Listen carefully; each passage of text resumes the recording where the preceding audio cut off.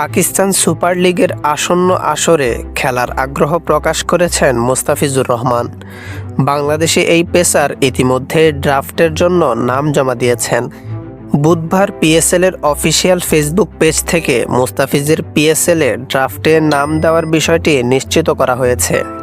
মুস্তাফিজের ছবি পোস্ট করে তারা ক্যাপশনে লিখেছে, বাংলাদেশের পেস সেনসেশন মুস্তাফিজ পিএসএলের ড্রাফটে নাম লিখিয়েছেন। আগামী 8 এপ্রিল শুরু হবে পিএসএলের এবারের আসর। কাছাকাছি সময়ে আছে আইপিএলও। তাই আইপিএলে দল না পাওয়া ক্রিকেটাররা এবার পিএসএলের দিকে ঝুঁকছেন। মুস্তাফিজও তাদেরই একজন। আইপিএলে নাম দিয়েও দল পাননি এই বাঁহাতি পেসার। গতবারের আইপিএলে চেন্নাই সুপার কিংসের হয়ে খেলেছিলেন মুস্তাফিজ। আসরের 9 ম্যাচে 9.26 ইকোনমি রেটে 14 উইকেট পেয়েছিলেন বাংলাদেশের এই পেসার। তাই এবারও দল পাওয়ার আশা ছিল তার, কিন্তু 2 কোটি ভিত্তিমূল্যেও তাকে কিনতে আগ্রহ দেখায়নি কেউই। এদিকে মুস্তাফিজ এর আগেও পিএসএলে খেলেছেন। 2017-18 মৌসুমে লাহোর কালান্দার্সের হয়ে পিএসএল খেলেছিলেন তিনি।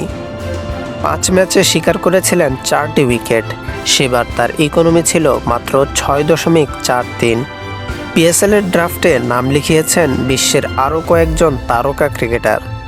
ফ্র্যাঞ্চাইজিটির সামাজিক যোগাযোগ মাধ্যমে অস্ট্রেলিয়ার ওসমান খাজা, ইংল্যান্ডের ডেভিড উইলি ও জ্যাসন রয়ের নাম প্রকাশ করা হয়েছে। ক্রিকেটের সব খবরাখবর পেতে আমাদের চ্যানেলটি সাবস্ক্রাইব করুন। আপনার ভালো লাগা খারাপ লাগা আমাদের সাথে শেয়ার করতে অবশ্যই ভুলবেন না। আপনার গুরুত্বপূর্ণ ফিডব্যাক আমাদের পথ চলাকে সুগম করবে। ধন্যবাদ।